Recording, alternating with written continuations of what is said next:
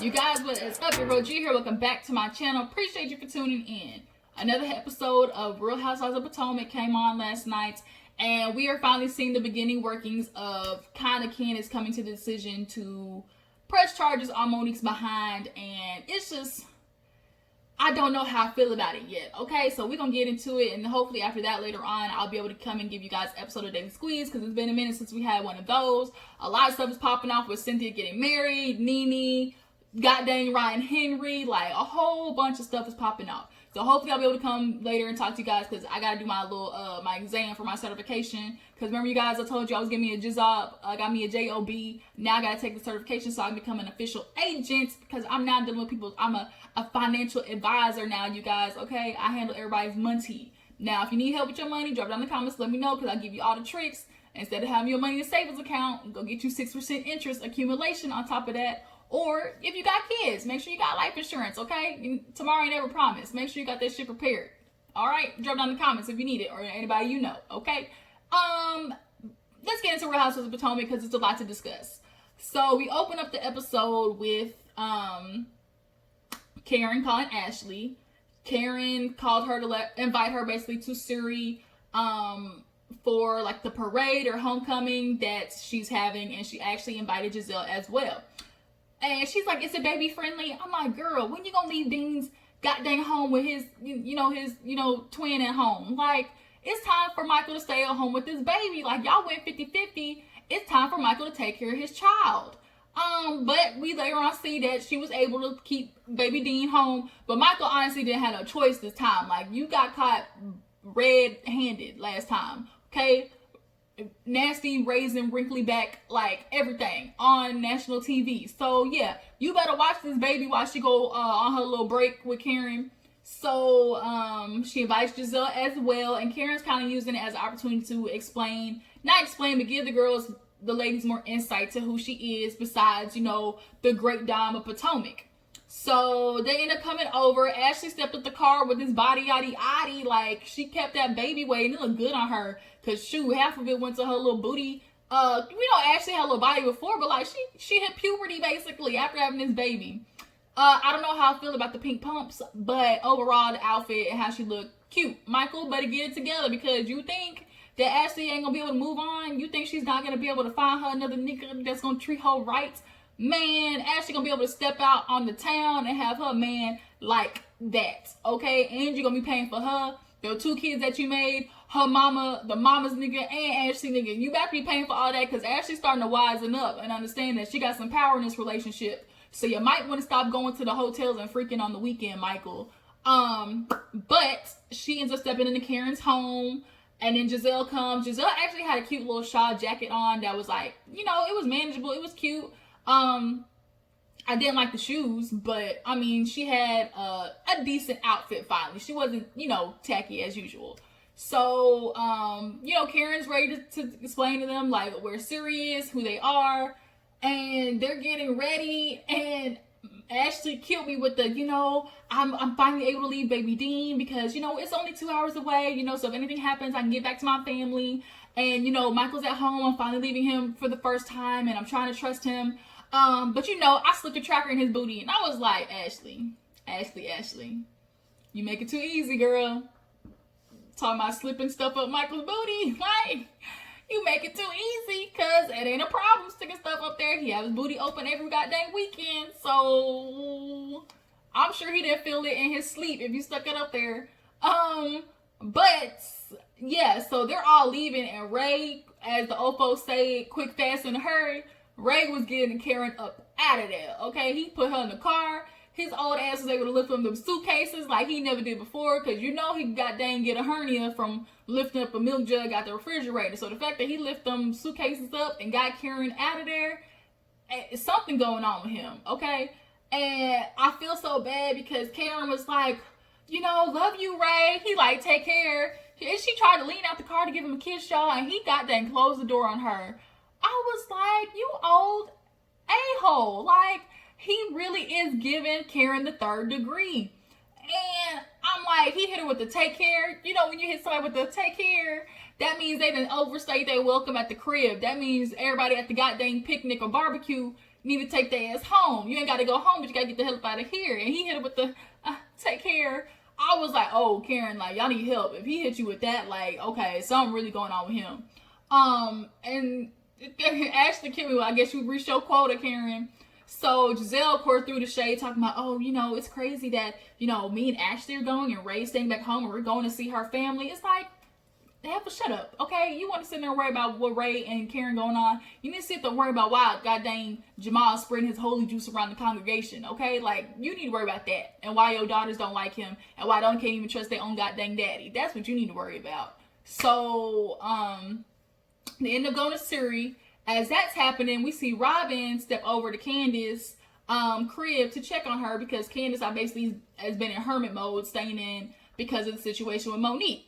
She had her whole little charcuterie board and stuff like that, and they're sitting down talking about how, you know, Candiace is feeling. Candiace immediately starts crying and hits her with the, you know, the handkerchief, you know, thing, and just check up under her eyes. Y'all, Candiace, she need to come up with a whole basket, a Candiace care package. It got handkerchiefs, tissues, and wig glue. Okay, bitch, like, you gonna be prepared for the night out. If you get drunk, start crying because you broke up with your man, and you know you don't need to take some back, okay? But you make sure I got my little handkerchief in case I start crying, and I got this wig glue in case I meet me another nigga out of town and my wig don't slip. Like, girl, turn lemons into lemonade, Candiace. You better capitalize on this mess. So Robyn tells her about the meeting that they all had at Karen's house, and she's like, I'm telling you right now, Monique feels no remorse. And they do the flashback, and Monique is like, yeah, right now I don't feel any remorse. And I think Robyn is purposely missing the whole fact that, okay, immediately after a fight, like, her emotions are still high, she's still on guard, she's still feeling a type of way, and most times after you fight somebody, you're not gonna like them for a good, you know, month after that. Like, it's gonna take a good month for typically, if you're friends, you may fight. It's gonna take a couple of weeks for y'all to come back together and let the dust settle, and then come back with a clear mind and say, okay, I understand now. Like, okay, this is where I was upset. This is where I was triggered, or, you know, I'm sorry that we got to this point. Like, it's gonna take some time. But of course, Robyn, because she can't help herself, because she's following Gizelle's lead, she is going in on Monique. And here Candiace is, I can't believe she doesn't feel any remorse. You know what she did to me? She still feels no remorse. Like, I can't right now. And then Robyn wants to go in on Karen. Oh yeah, and then on top of that, Karen didn't even want to check Monique. She's not even publicly, you know, condemning her or checking her for what she did. And it's like, who gives a F about the public, Robyn? Like, flashback, hello, we got instant replay footage. Karen multiple times told Monique she effed up, and that her blacking out is a problem, and that the way she handled that situation with Candiace was out of bounds. Like, I'm guessing you just missed all of that. You got selective hearing, because Karen very much checked Monique and her faults in this situation. But the problem is, y'all don't want to check Candiace in this situation for running that mouth. And I'm sorry, we're so, what is it called? Extreme overshadowing. You know, I'll be watching them Dr. Phil's and Iyanla shows. Extreme overshadowing basically means, because if multiple people are in this situation, the attention is going to go to the person who has the most extreme response.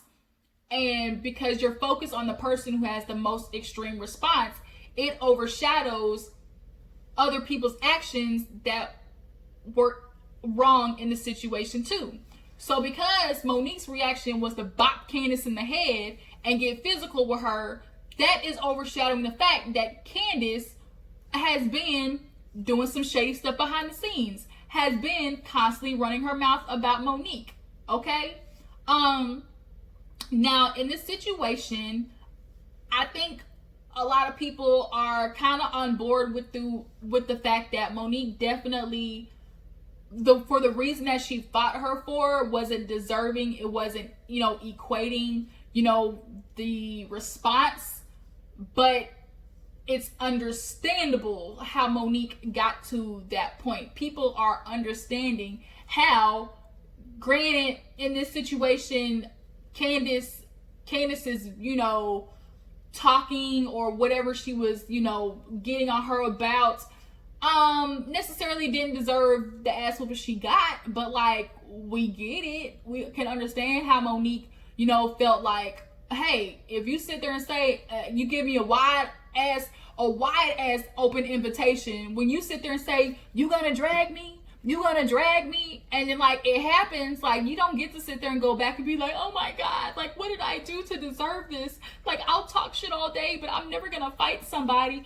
Hello, that's where the term talk shit get hits come from. Candiace, I know you grew up in the country club world, but in the real world, people who grow up, you know, on the streets, like running your mouth can cause a lot of issues.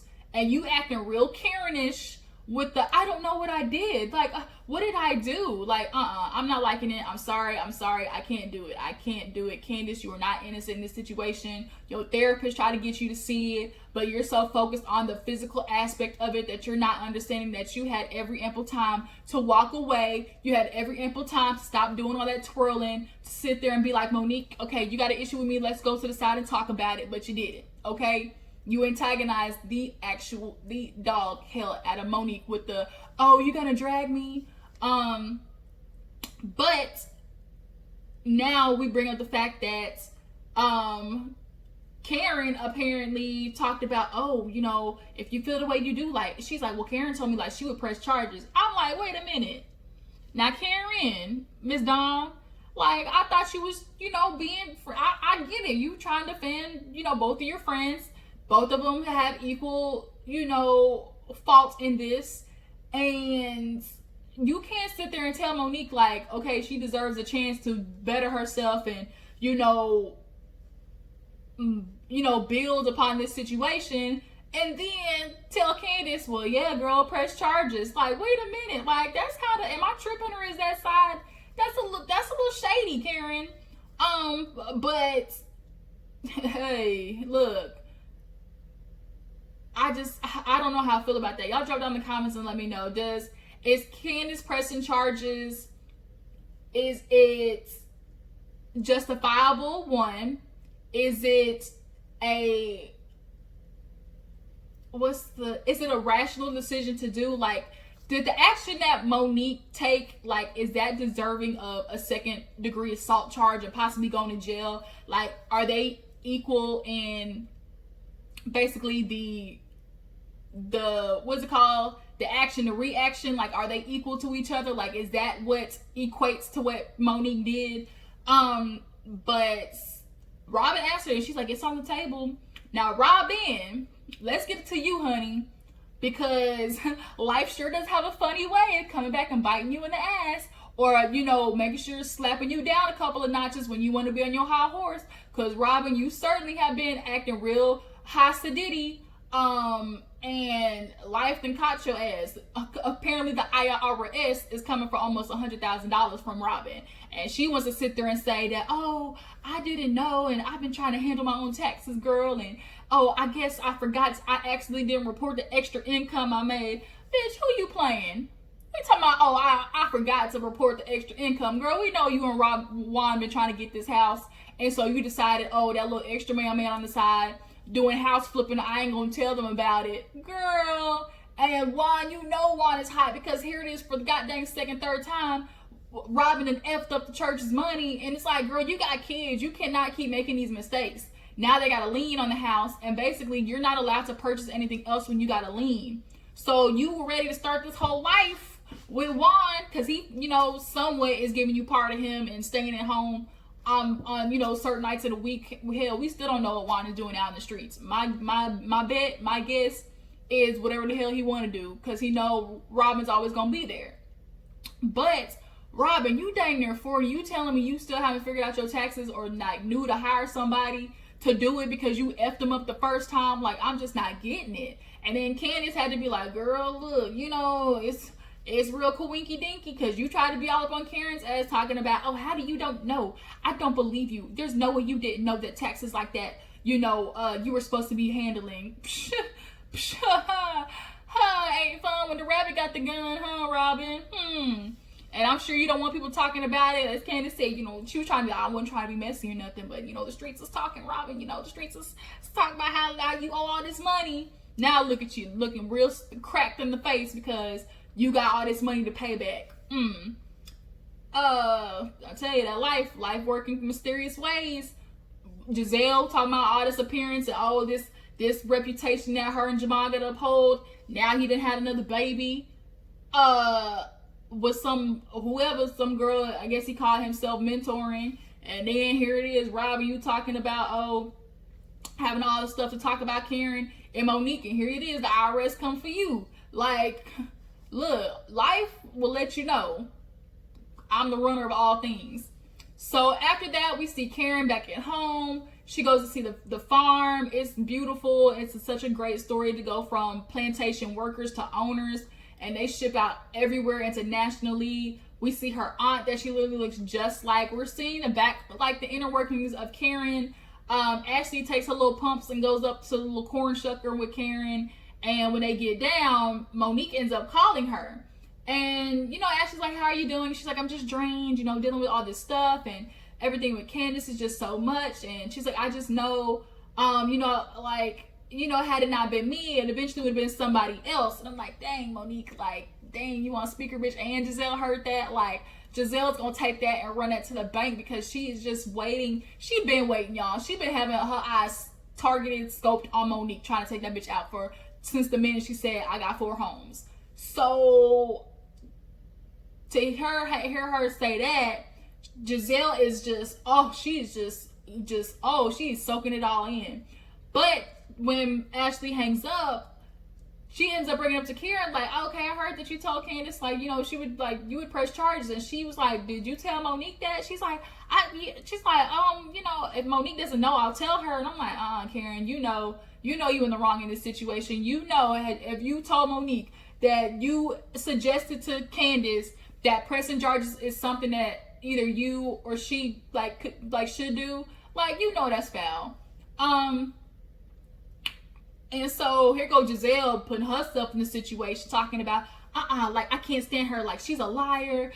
Here we go dealing with this stuff again. Monique gets what she gets. You can't trust her. She's a lying motherfucker. And then, I need to resolve myself of this. Candiace needs to resolve herself of this. I'm resolving myself of Monique. And I'm like, what do you mean resolving yourself of Monique? Gizelle, you acting like you the one that got bopped in the head. You didn't. This got nothing to do with you. But here you are inserting yourself as if you the one that got your wig snatched. By existential circumstances, law and order type shit. You had your hand in this, okay? Because you're the one that told Monique about Candiace and the Charisse and upplayed that and how, she invited Charisse. Why would she do that to you? Girl, you lined up the gunpowder and lit it. And it just watched it burn all the way till it got to the explosion at the end. And now it's I'm free of it. I'm free of it. Monique, you're so dangerous. I had to bring a bodyguard because I'm so scared. Gizelle, you and Robyn, kick rocks with open-toed shoes. So after that, they end up doing the parade for Karen. Of course, Gizelle being shady. Hey, that outfit Karen had on was banging. She of course we're back in this small little town, and of course they look at Karen like she's some Beyonce because she's a big fish in this small pond. And it's Gizelle, shut up, because had New Orleans invited you back and had you at some parade, you'd be rubbing it all in the other girls' faces. So shut up. But we see this little scene where Ashley's talking to Gizelle about how she's noticing things between her and Ray, and she's understanding the divorce, how it could be on the table because Karen is not the same person that Ray married, back in the day. And she gets it because she's like, I'm not the same person that, Michael married back in the day. Ashley's getting smart. She's smartening up because she's realizing, girl, you really hold all the cards. You got a baby and you got a man with proof that he been out there slinging that thing willy-nilly for the community. Coochie on Monday, Wednesday, and Friday, and penis on Thursday and Saturday. Girl, you got the proof. And you got a baby, and you got baby number 2 on the way. Girl, you are set if you work this the right way. Of course, Michael's scared, but she's wisening up. She's no longer just the young pretty girl on Michael's arm, which is the same thing for Ray. Karen grew up and became a businesswoman. She's no longer the woman that's just the cheerleader, for Ray, the Black Bill Gates. She had to bail his ass out with her own money, had to pay for half of his tax issues. And I'm sure that's why Ray is over there hot, because his goddamn pride and ego, this woman that, I once was taken care of and was at home waiting on me, now is his savior. And we see next episode that he tried to tell her, I think the fame and fortune got to your head. No, You just mad because here it is, Karen is now the front runner in the relationship, and men can't take it. If they're always the front runner of the relationship and that trajectory reverses and the woman now becomes, the leader, it pisses them off. It truly does. And it's just an insecurity for men. Don't know why, but it is. But nonetheless, she does the parade. We see this little scene with Wendy talking to the sister about how she don't know how she's going to tell the mom that she no longer wants to be a professor at Johns Hopkins. She wants to do like the political commentation. And I feel bad for Wendy because it's like, a lot of parents do sometimes put on their kids their wishes for them and what they see for their lives and stuff like that, especially in like the Asian culture and the African culture. It's like, you got to be a doctor or lawyer, and if you stray from that, then basically you're no good.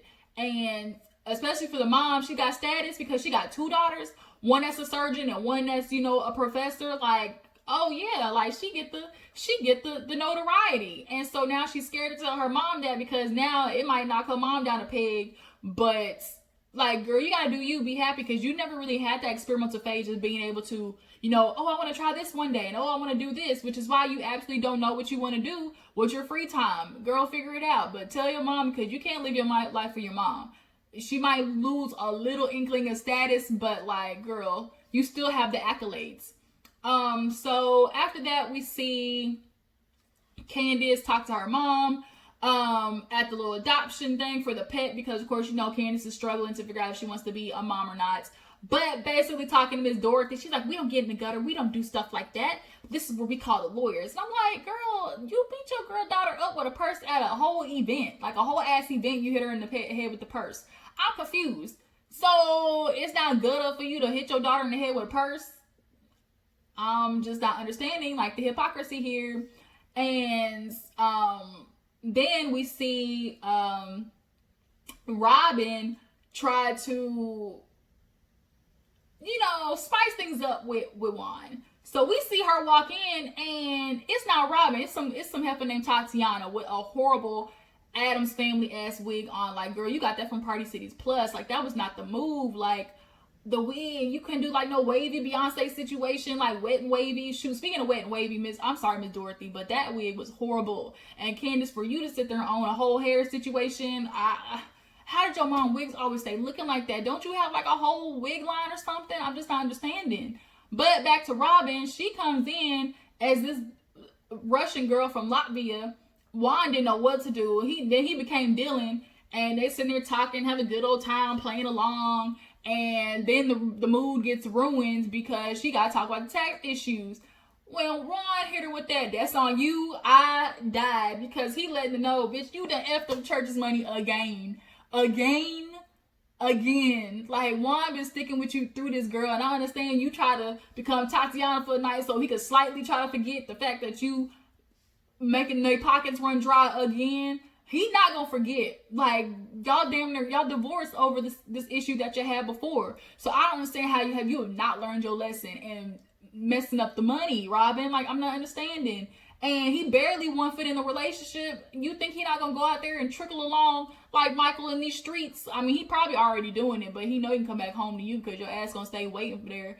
And now he ready to propose to you, start a new life with you, buy a new house, and he can't even do that. All because of you, Robyn. Boy, I tell you, life works in mysterious ways. Maybe they trying to tell you ain't one supposed to be together. Maybe their life is trying to tell you that, you need to be on your own a little bit. Possibly let Juan roam the streets and he can play daddy, still be daddy, but y'all don't need to be together. Personally, if you ask me, because I can't be like Robyn and sit there and wait 6-7 years for a nigga to get his shit together. Finally, after he figures out, oh, the woman in the world I want to come home to you and my family. What? I'm supposed to stay home waiting for that? Oh no, I be damned. So yeah, he put that on Robyn real fast. Girl, that's on you. But you better hurry and get that shit fixed if you want to get married, because y'all can't pay for no wedding. So after that, we see Monique talking to the pastor. She is coming to some realization. I didn't like the fact that she's like, how did I allow somebody to provoke me to get to that point? Like, Monique, let's keep it real. You had your sights on Candiace, because I could tell she was projecting when she kept coming for Candiace for having that side conversation with Gizelle and Ashley. Like, she was determined to make an issue out of it. so everybody can start to see, like, Monique is like putting some stuff on Candiace that isn't really her fault. But when the pastor gets there, he explains, like, girl, Monique, like, you've been this since I met you. You've been a fighter. Stems from your childhood, the bullying, and constantly having to prove yourself to people. And you got the not for lazy moms and trying to fit into Chris's world and not be the gutter chick or that heifer, as his mama put it. Like, those things built up, and it's not Candiace's fault. Like she realizes, like, okay, like, maybe Candiace was just like what they call kind of like the manifestation of things in her life. He's like, it's the mirror. Candiace basically was representing everything that's been that's been like a chip on Monique's shoulder her whole life. Unfortunately, Candiace running her mouth didn't help the situation. She didn't, like, the things that Candiace was doing necessarily didn't equate to the fights or the beating that she got from Monique, but you ain't innocent, Candiace. You did all that shit talking. But now Monique has reached the point of remorse. You know, at first it's just like, I'm not gonna sit there and apologize when I'm not sorry. And that's what these girls continuously do. You're not apologizing. Like, you're not apologizing. They did the shit with Candiace and Ashley. You're not apologizing. And it's like, I'm not gonna apologize unless I genuinely mean it. When I'm ready and I understand, you know, I've let it go, or I've come to a realization that, okay, I've taken this fault in this, or, you know, I'm remorseful for this action I took, then that's when I say it. I don't say it to prove a point to you bitches, because regardless if I apologize, y'all aren't going to accept it. Y'all aren't going to believe it. Y'all aren't going to give me a second chance. So what am I apologizing to appease you for? But the minute she's ready to apologize, man, Candiace hit her with that goddamn second-degree assault charge, quick, fast, in a hurry. I guess Miss Dorothy had that lawyer on speed dial. And it's like, dang, like, right when Monique was ready to, like, come to terms with her and have a good come to Jesus meeting, like, Candiace is like, bitch, you going to jail. Oh, okay. Here come the po-po ho. And it's like, we do know already that the judge threw it out. And I want you guys to think about that. The court system that already does not fuck with black people, they threw it out, y'all. Like, if a court throws a whole fight between two black women out, like, that should tell you something. Like, that should tell you the fact that Candiace did not get no criminal charges against Monique. So then she had to come back and do a goddamn civil charge for some money, because she knows she need to get some money so her and Chris can buy this house and finally go on honeymoon. Like, Candiace, like, you sitting there, oh, I'm traumatized, and girl, you just embarrassed. That's all it is. You got your pride and ego hurt. And the fact that you went from a criminal case to a civil case just means that you're honestly just trying to get whatever you can out of Monique and, like, beat her basically with it. But yeah, that was the episode, you guys. Tell me how you feel about it. How do you feel about Candiace pressing charges on Monique? How do you feel about Karen telling Candiace that, you know, she would press charges? As far as what was the other question? Oh, Robyn and Juan. Do you feel like Robyn and Juan really need to be together? Like, is that the end goal? Like, is that really something that's good for Robyn, for them to be together? Appreciate you for tuning in, you guys. Next week is definitely going to be good. We see Ray trying to tell Karen that he feel like she all up in the fame and fortune. So we're going to see how that goes. Appreciate you for tuning in, you guys. Before you go, to make sure to like this video, subscribe to my channel, and I will catch you guys later. Deuces.